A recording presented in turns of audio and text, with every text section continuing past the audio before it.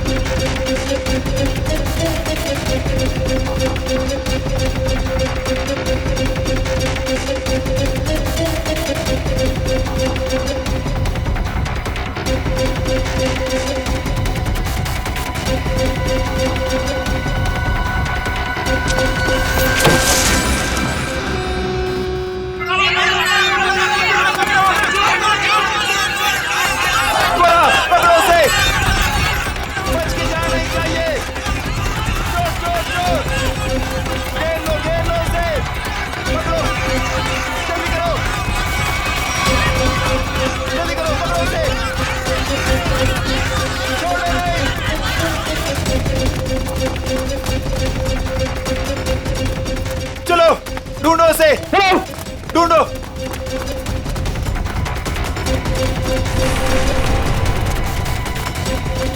मिला क्या चोर? नहीं मिला। मिला?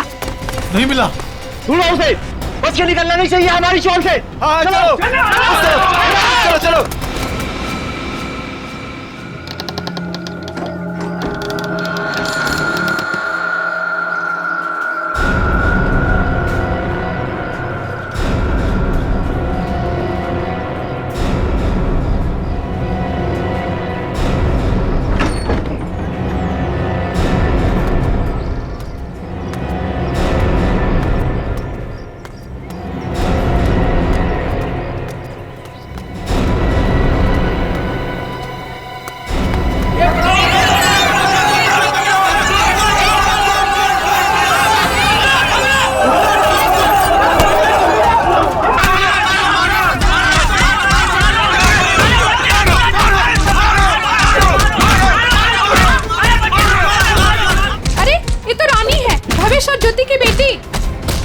चल के देखते हैं, आओ। भावेश, ज्योति,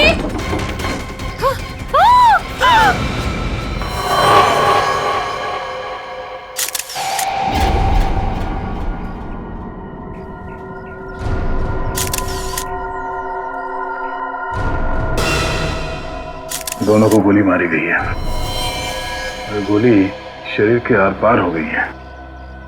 हाँ सर, मतलब गोली काफी नजदीक से मारी गई। हो सकता है 2.2 बुलेट की शेल है ये। विशन, देखो घर में कुछ और मिलता है क्या?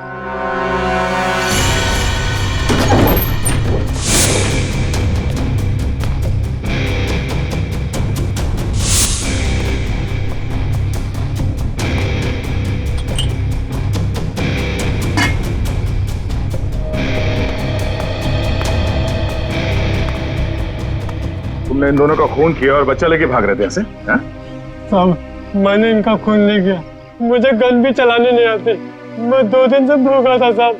सुबह एक घर से खाना चुराया था, लेकिन भीड़ मेरे पीछे पड़ गई तो भीड़ से बचने के लिए इस घर में छुप गया था साहब। इसकी तलाशी ली? हाँ सर, मगर गन नहीं मिली।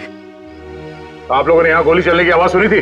नहीं सर, नहीं। बच्चा चुरा के क्यों भाग रहे थे तुम? साहब, भीड़ से भागते हुए चुराया हुआ खाना फेंक दिया था। घर में इनको मरा पड़ा देखा और बच्ची इनके पास रो रही थी। फिर मैंने सोचा बच्ची को बेचेंगे तो पैसा मिल जाएगा साहब, बस कुछ नहीं।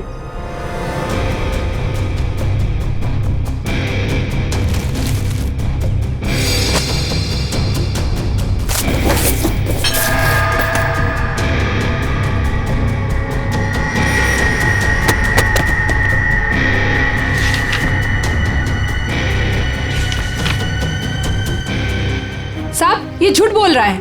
इसी ने खून किया है। इसे हमारे हवाले कर दीजिए, हम इसे सबक सिखाएंगे। हमारे हवाले कर दीजिए, हम इसे सबक सिखाएंगे। नहीं साहब, नहीं, ये लोग मुझे मार डालेंगे साहब। नहीं, मुझे माफ कर दो साहब। तुमने बच्चा चुराने की जो गलत हरकत की है ना, इसकी सजा तो यही है कि मैं तुम्हें इन लोगों को, मगर मैं ऐसा नहीं करूंगा। कोई इसे हाथ नहीं लगाएगा। इसकी किए की सजा इसे कानून देगा। हाँ, लेकिन कुछ मिला? ऋषि नाम के एक बच्चे का मेडिकल रिपोर्ट मिला है, तबीयत काफी खराब है। ऋषि? हाँ सर, 10 साल का है।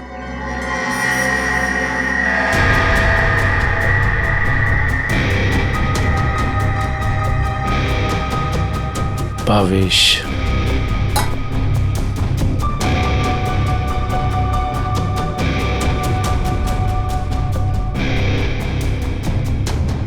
सर। हाँ रोशन? सर, ये 3 चाय के कप मिले। इसमें से 2 कप भावेश और ज्योति के हो सकते हैं, और ये तीसरा कप किसी मन्नू का हो सकता है, क्योंकि ये जो टिफिन है इस पे भावेश का नाम लिखा है, लेकिन इस टिफिन पे मन्नू का नाम लिखा है। मन्नू? बच्चे को रोने क्या?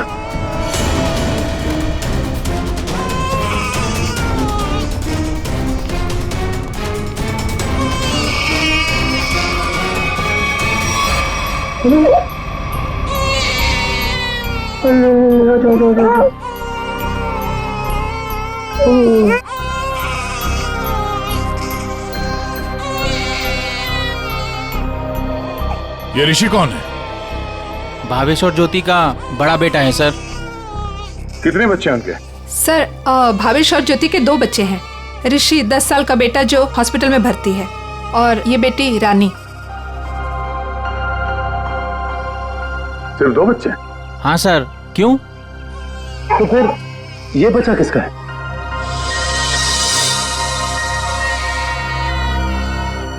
सर, पता नहीं ये कौन है। सर, भावेश और ज्योति 6 महीने पहले यहाँ रहने आए थे, तब ऋषि और रानी ही उनके साथ थे। तो ये बच्चा कहाँ से आया? अच्छा, ये बच्चा चाल में से किसी का तो नहीं? नहीं सर, नहीं सर। ये क्या चक्कर है? कोई और इनके साथ रहता है इनके परिवार में?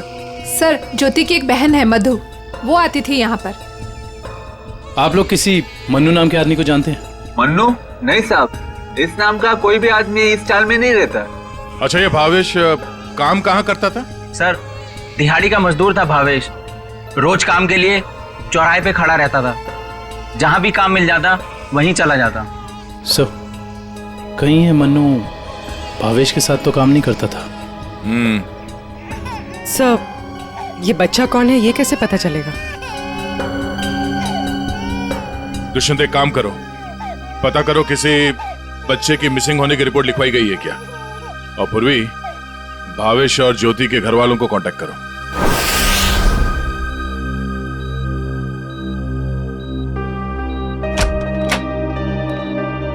डॉक्टर साहब, हम सीआईडी से। Hello sir. हेलो, ऋषि यही है? हाँ सर, यही है। क्या हुआ सर? हम लोग इससे बात कर सकते हैं?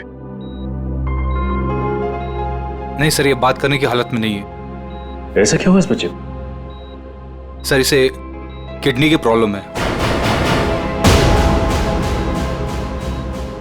क्या बात है सर, आप लोग यहाँ कोई प्रॉब्लम? एक्चुअली ऋषि के माँ बाप अब नहीं रहे। क्या? माय गॉड, इसलिए इसके इलाज के लिए आज कोई रकम जमा करने नहीं आया। क्या मतलब, इलाज के लिए रकम? हाँ सर, एक्चुअली ऋषि का आज एक ऑपरेशन होने वाला था।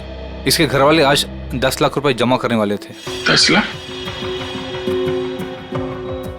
ये वो लोग 10 लाख रुपए कैसे जमा कर पाते हैं? सर देखिए, 1 महीना पहले भी ऋषि का ऑपरेशन हो चुका था और तब भी उन्होंने 10 लाख रुपए जमा कर दिए थे। क्या? और सर इस ऑपरेशन के लिए भी उन्होंने पैसों का इंतजाम कर दिया था। मैं उन्हीं का वेट कर रहा था। सर आज मुझे इसे किसी भी हालत में ऑपरेशन करना पड़ेगा, वरना इसकी जान को खतरा है सर। डॉक्टर साहब, आप ही ऑपरेशन शुरू करिए, पैसों का इंतजाम हम लोग करेंगे। ठीक है सर, आप कहते हैं तो हम ऑपरेशन शुरू कर देते हैं। Okay sir.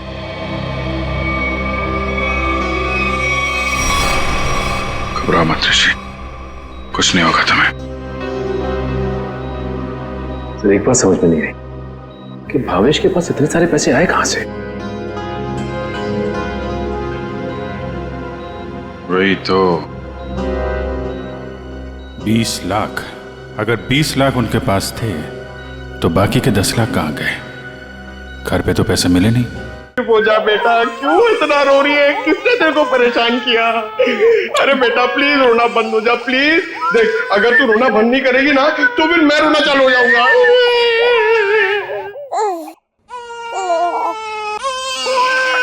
अरे सर इसका कुछ करो ना सर, प्लीज इसको चुप कराओ ना। अबे पंकज, ये दोनों तो रोने का कंपटीशन कर रहे हैं। आपने इतने साल से शादी कर रखी है, आपको समझ में नहीं आता? बीवी ने कुछ सिखाया नहीं आपको बच्चों को कैसे हैंडल करना है? पंकज, यही तो ट्रेजेडी है मेरे लाइफ की। मेरी बीवी तो हमेशा मुझे ही रुलाती रहती है, ये नहीं किया, वो नहीं किया, तुम्हें चाय बनाने नहीं आती, कितना कम पैसा कमाते हो, हमेशा डांटती रहती है। चुप रहना तो। एसीपी साहब ने सिखाया है कैसे, मैं कोशिश करता हूँ। एसीपी साहब आएंगे, दूध मलाई लाएंगे, मुन्ने को खिलाएंगे, मुन्ना खूब खाएगा, चुप हो जाएगा। चुप हो गया। सर ये बहुत रो रही है सर, इसको भी चुप कराओ ना प्लीज। अबे नहीं, मेरी आवाज से ये वापस जाग जाएगा। तू एक काम कर, उस कोने में जा, एसीपी साहब का नाम लेके और कुछ भी गा ले। क्या गाँव, मेरे समझ में नहीं आ रहा है। हाँ। गांव से 20-20 कोस दूर जब भी कोई बच्चा रोता है तो माँ कहती है बेटा सो जा वरना एसीपी सर आ जाएंगे।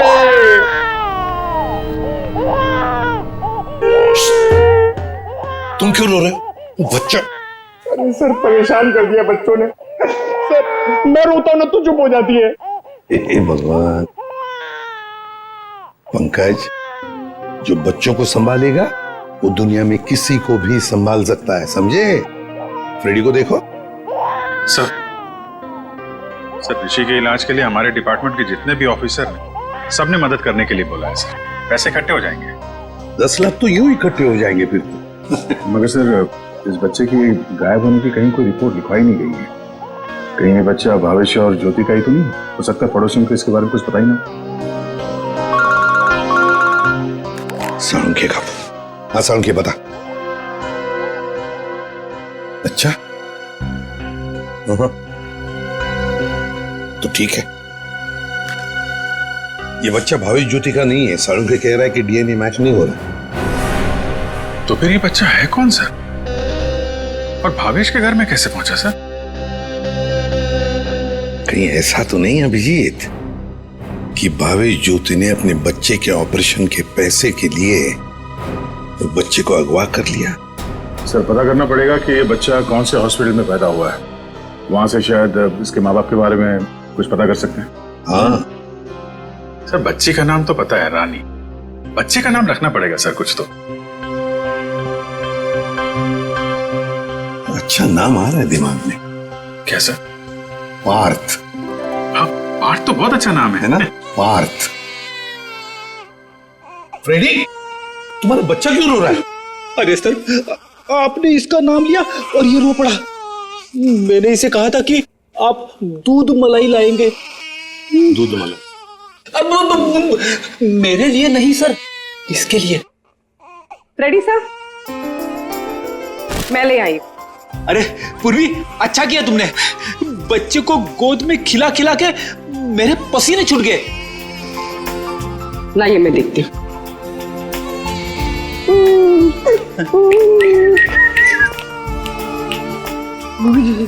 ले ले ले ले ले ले।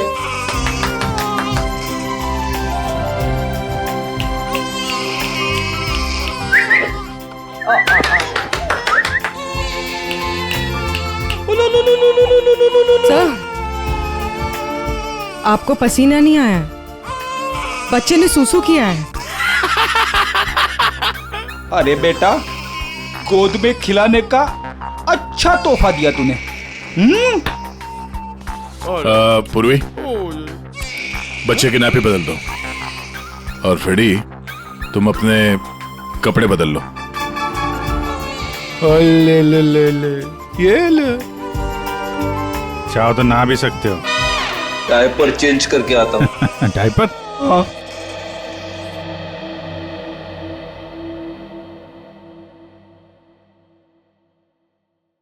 ये तो मन्नू का डब्बा है, नाम भी लिखा है उसका।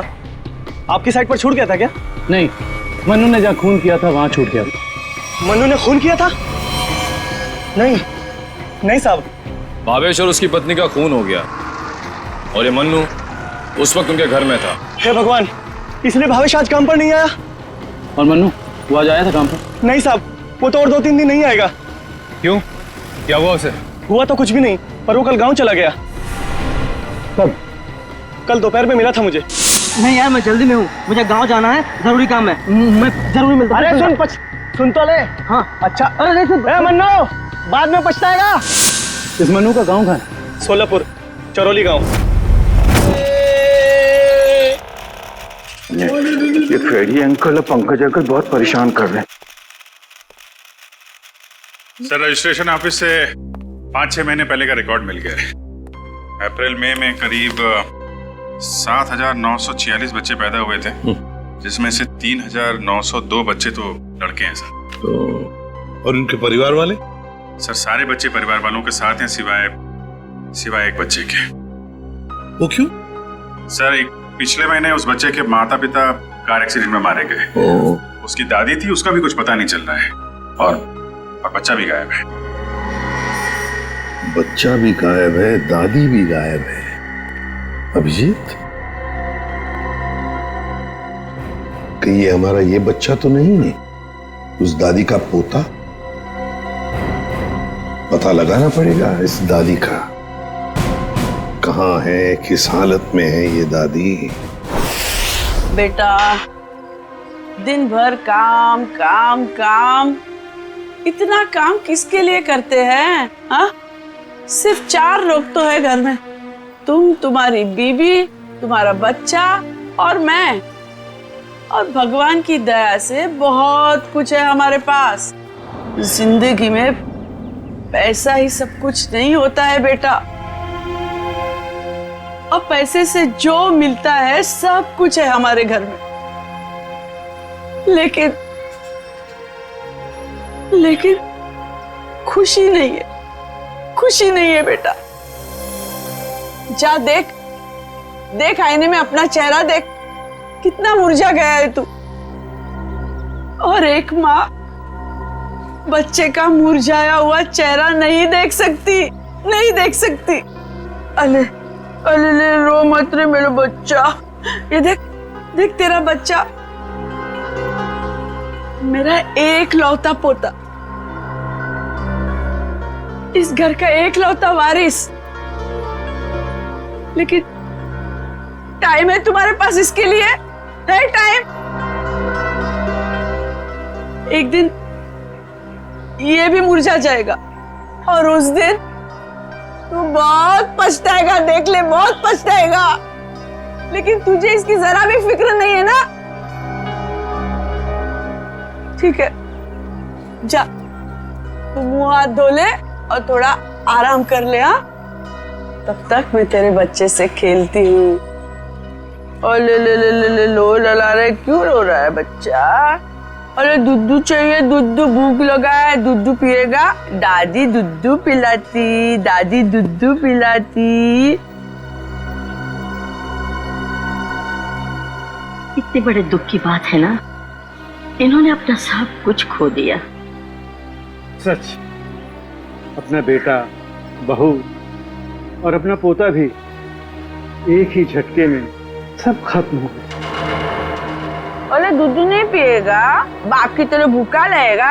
हाँ ठीक है ठीक है, मैं तुझे सुलाती। लल्ला लल्ला लोरी, दूध की कटोरी, दूध में बताशा, मेरा पोता करे तमाशा।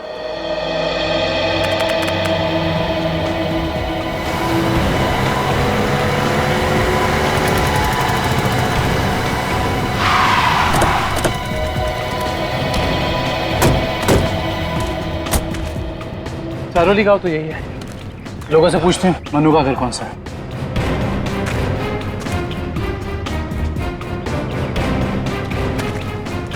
भाई साहब, ये रास्ता मनु के घर की तरफ जाता है। मनु साहब, वो रहा मनु।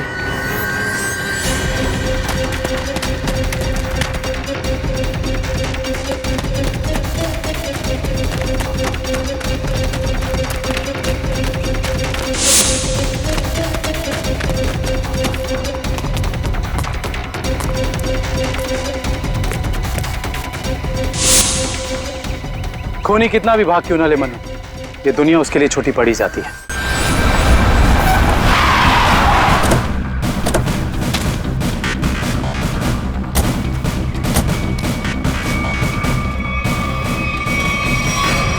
आइए सर। सर, सावित्री देवी की दिमागी हालत बहुत खराब है।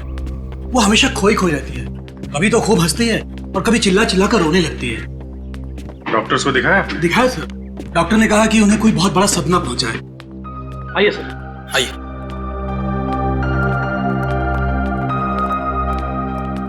सर, ये रही सावित्री देवी।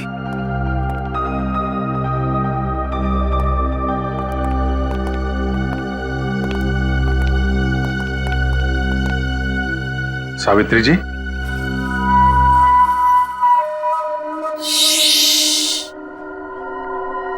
मेरा लाल सो रहा है।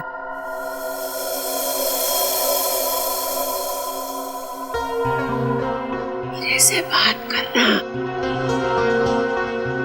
वैसे आप कैसी हैं? मैं अच्छी हूँ, भली चंगी हूँ, लेकिन तुम कौन हो भाई? हम लोग आपके दोस्त हैं। मेरे दोस्त? तुम कब से मेरे दोस्त बने? हाँ, अब अभी आपको देखा और दोस्ती हो गई। सच्ची? और ये सब कौन है? जी, हम सब भी आपके दोस्त हैं। बहुत अच्छा। सावित्री जी, आपसे कुछ जरूरी बात करनी थी। थोड़ा ये यहाँ तो ये सो रहा है ना, डिस्टर्ब होगा। इधर आ सकते हैं?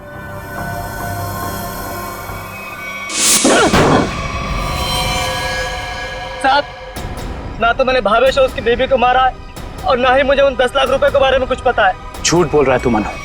तू भावेश के घर गया और वहां तूने उसका खून किया। उसके बाद तूने 10 लाख रुपए चुराए और इसी दौरान तेरा खाने का टिफिन वहां छूट गया। खून तू नहीं किया मनु, पैसों की लालच में। नहीं साहब, मैं मानता हूँ कल रात मैं उसके घर गया था। वो मेरा जिगरी दोस्त था साहब। कल रात मैंने उसके साथ चाय भी पी थी, लेकिन गलती से मैं उसके घर अपना टिफिन भूल गया था साहब। रास्ते में मुझे याद आया, मैं तुरंत उसके घर टिफिन लेने गया। मैं जैसे उसके घर के बाहर पहुंचा, अंदर से चीखने की आवाजें आ रही थी।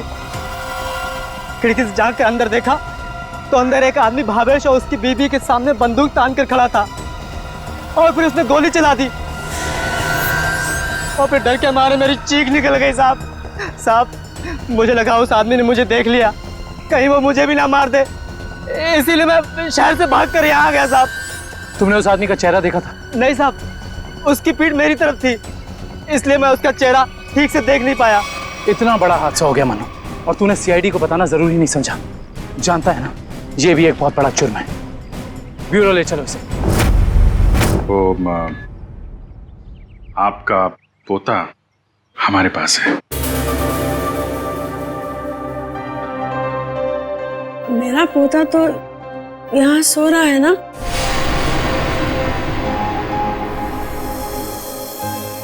झूठी खबर। सावित्री जी, हम इसकी बात नहीं कर रहे। ये तो खिलौना है। आपके असली पोते की बात कर रहे हैं। जी हाँ, आपके बेटे का बेटा। याद है आपको?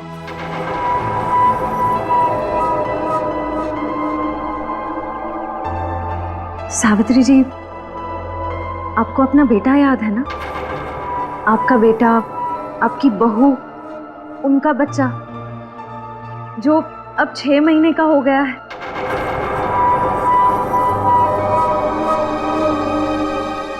याद आया?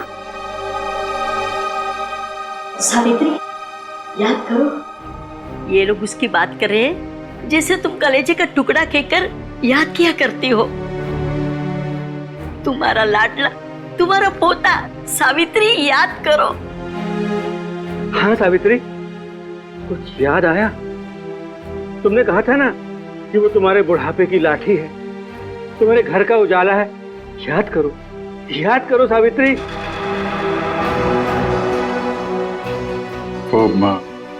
वो हमारे पास है। हम बहुत जल्द आपसे मिलवाएंगे। आप समझ रही है ना सावित्री जी? कोई फायदा नहीं है सर, वो आपको कुछ बता नहीं पाएंगे।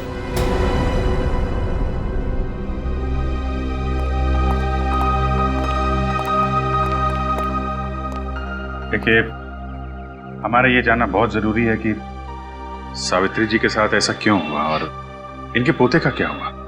इसको तो शायद अगवा कर लिया गया। इन पे 20 लाख रुपए भी मांगे गए थे, लेकिन इनके परिवार में तो कोई भी नहीं है। इनके बहू और बेटे की दोनों की एक एक्सीडेंट में मौत हो चुकी है। घर भी बिक चुका है। ये खुद इस सदमे से अभी तक बाहर नहीं निकली है। बहुत बुरा हाल है इनका। Thank you very much.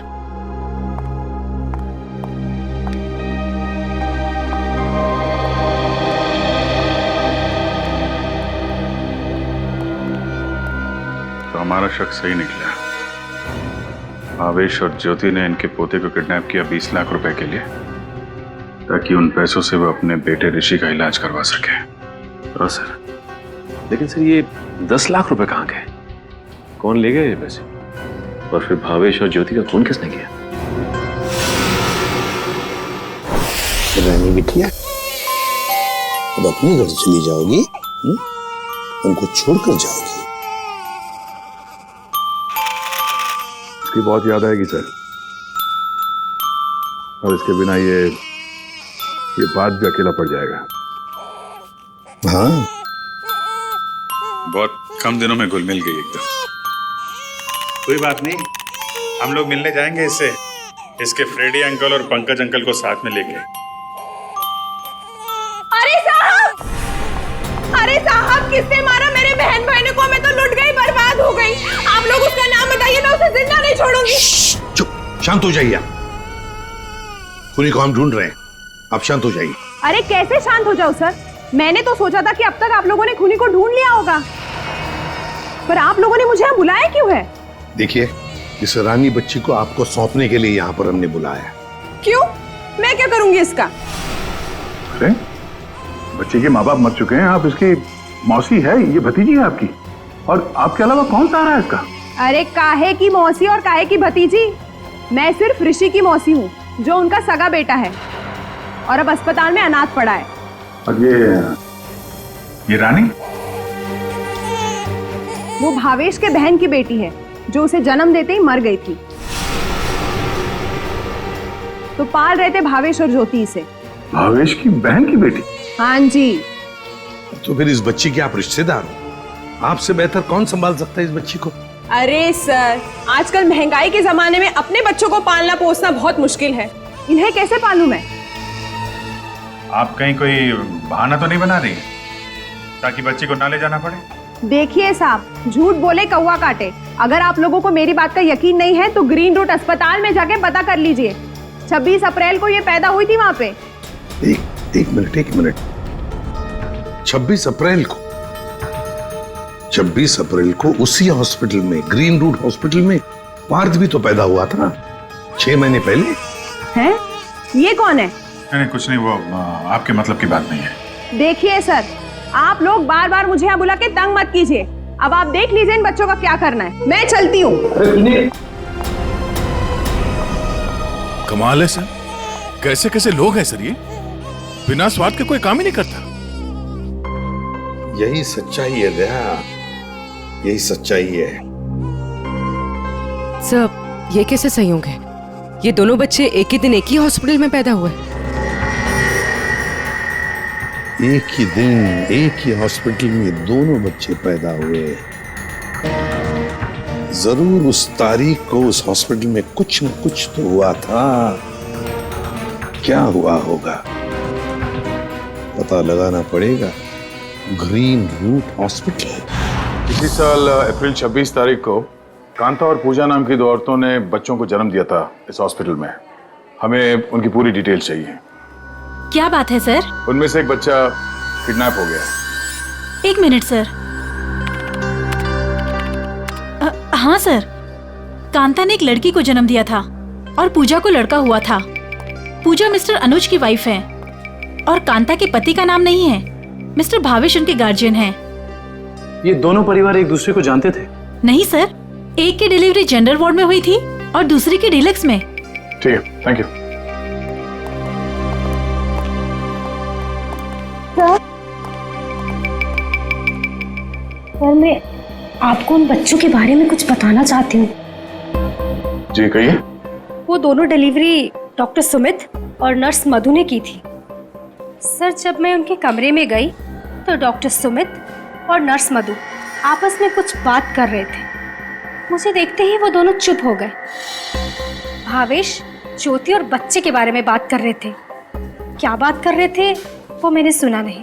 Ji, doctor Sumit और नर्स मधु कहाँ हैं? डॉक्टर सुमित तो विदेश चले गए और मधु ने आज छुट्टी ले रखी है। ये मधु कहाँ रहती है?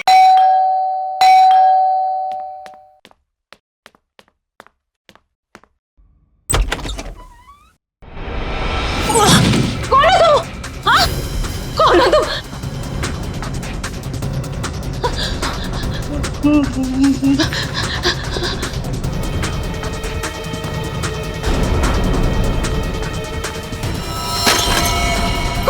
कौन हो तुम?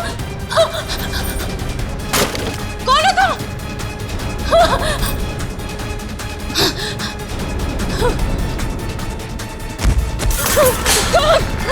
कौन हो तुम?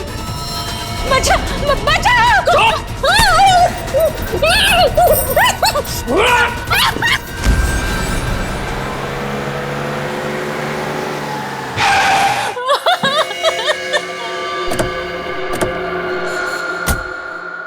मुझे छोड़ दो।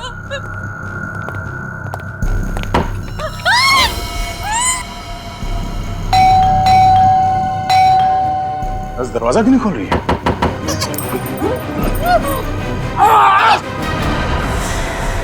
क्या हुआ? दरवाजा खोलो, दरवाजा खोलो।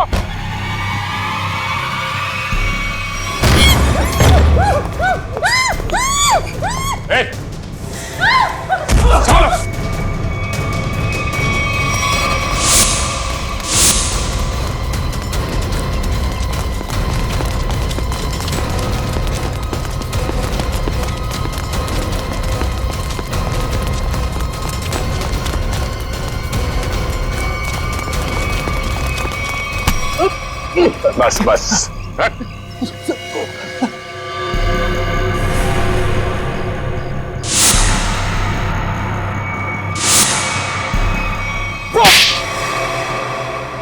बच्चों को अगवा करने में मेरा कोई हाथ नहीं है। 6 महीने पहले मैंने सिर्फ उनकी अदला बदली की थी जब वो दोनों पैदा हुए थे ग्रीन रूट हॉस्पिटल में। बस इसके अलावा मुझे कुछ नहीं पता। क्यों की थी अदला बदली? हाँ? भावेश ने मुझे कहा था कि उसकी बहन के बेटे को एक अमीर औरत की बेटी से बदल देना और कहा था कि किसी को भी पता नहीं चलना चाहिए। उसके लिए अमीर लोगों ने मुझे पैसे भी दिलाए थे। एक मिनट। भावेश की बहन को तो बेटी हुई थी ना, वो रानी? नहीं सर, उसे बेटा हुआ था और उस अमीर औरत को बेटी हुई थी। उस अमीर परिवार को वारिस चाहिए था। उसके लिए भावेश की बहन के बेटे को वो अपना बेटा बनाकर ले गए। भावेश की बहन मर गई और भावेश अमीर घर की बेटी को अपने साथ ले गया? जी सर। अमीर घर के लोगों को चाहिए था वारिस, एक लड़का, और भावेश को अपने बेटे ऋषि का इलाज करने के लिए चाहिए था पैसा, 20 लाख रुपए। दोनों ने बच्चों की अदला बदली की और अपना स्वार्थ पूरा कर लिया। और ये धनीराम, इससे क्या दुश्मनी है तुम्हारी? पता नहीं सब, मैं तो इसे जानती भी नहीं। क्यों धनीराम? भावेश और ज्योति को मार के उनके 10 लाख रुपए लूट लिए तुमने। अब इससे क्या चाहते हो? सर, मैं तो बस इसका मुंह बंद करना चाहता था ताकि ये बच्चों के हेरा फेरी के बारे में हम लोग कुछ न बता सके। क्यों? सर, मैं उस अमीर परिवार के घर में नौकरी करता था सर। उनकी मौत के बाद भावेश की बहन का बेटा मेरे पास आ गया सर। मैं उस बच्चे को लेकर भावेश के पास गया ताकि बच्चा उसे लौटा दूं और उसे 20 लाख रुपए ले लूं साहब। लेकिन साहब, वो भावेश बच्चा लेने को तैयार ही नहीं था साहब, और ना ही मुझे 20 लाख रुपए देना चाहता था। बल्कि वो दोनों पति पत्नी मुझे धमकी देने लगे, कहने लगे कि हम सारी सच्चाई पूरी दुनिया को बता देंगे।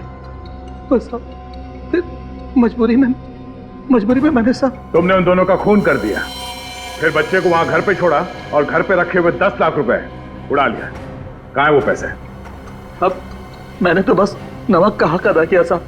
मेरे पास पैसे नहीं है साहब, मेरे पास नहीं है पैसे। धनीराम, अमीर जोड़ा तो मर गया, अब और किसका नमक खाया तुमने? हाँ? किससे दिए पैसे?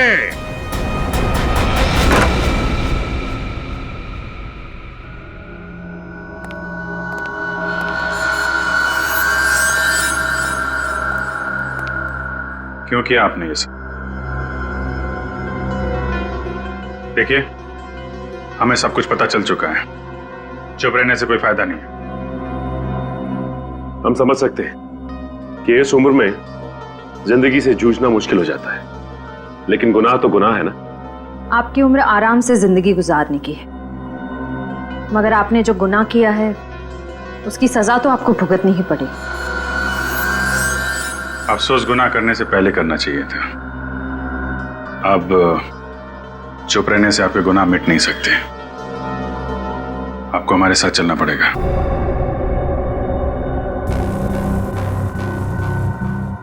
देखिए, हमें जोर जबरदस्ती करने पर मजबूर मत कीजिए। हम सिर्फ आपकी उम्र का लिहाज कर रहे हैं, वरना मुजरिमों से निपटना हमें खूब आता है। श्रेया, सावित्री जी, सावित्री जी,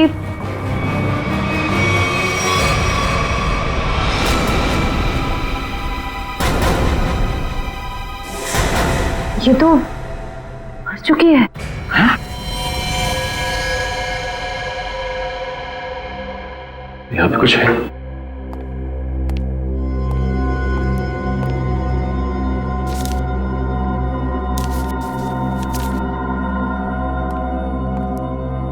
ये देखिए सर, सावित्री जी के हाथ का लिखा लेटर। मैं मुजरिम हूं, ये सब मैंने किया है। एक्सीडेंट में मेरे बेटे और बहू की मौत के बाद मेरा सब कुछ खत्म हो गया। बेटे के लेनदार मेरे पीछे पड़ गए और सब कुछ नीलाम करने के बाद भी मैं उनके कर्जे नहीं चुका सकती थी। इसलिए मैंने धनीराम को भावेश के घर में भेजा कि वो अपनी बहन का बेटा वापस ले ले और जो 20 लाख रुपए मैंने दिए थे वो मुझे लौटा दे। लेकिन भावेश ने मना कर दिया और गुस्से में धनीराम ने उनका खून कर दिया।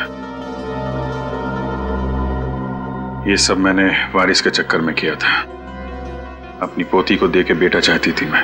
ये मेरी सबसे बड़ी भूल थी। बेटी हो या बेटा कोई फर्क नहीं पड़ता, दोनों भगवान की देन है।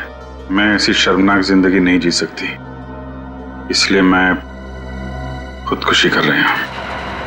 हो सके तो मुझे माफ कर देना सावित्री।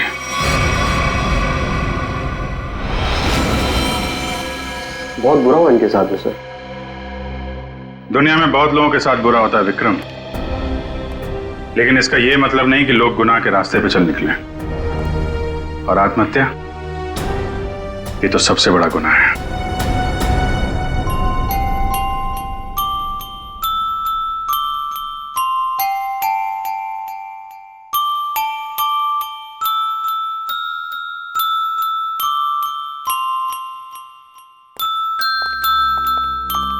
आप लोग प्लीज थोड़ी देर यहीं रुकिएगा। हेलो बोलो, हेलो, ये लो, हेलो, हेलो, हेलो। दया,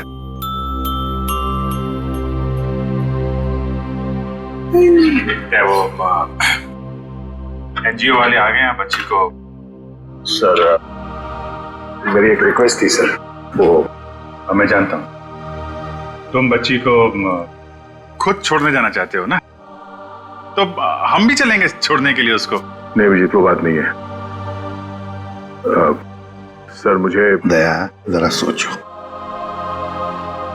बच्ची को हम भी रखना चाहते हैं, रोज हर रोज उसके साथ खेलना चाहते हैं, देखेंगे हम उसको, लेकिन हम उसकी अच्छी तरह से परवरिश नहीं कर पाएंगे।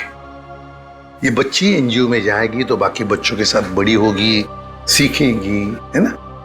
इसके फ्यूचर का भी हमें सोचना चाहिए।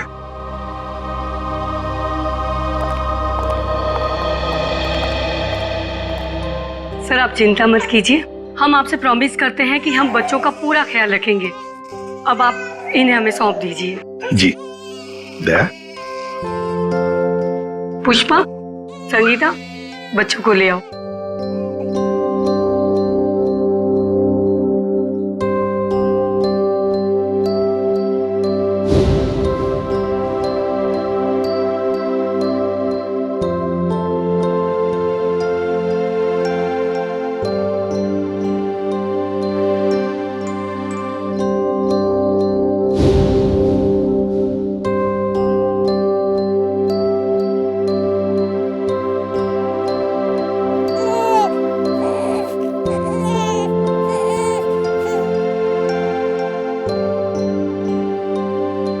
सर हम ऋषि की भी पूरी जिम्मेदारी उठाने को तैयार है। उसकी हर सुविधा का हम ख्याल रखेंगे। पता है मुझे, लेकिन देखिए ऋषि के इलाज के सारा खर्चा सीआईडी उठाएगी। ओके जी, थैंक यू। Thank you.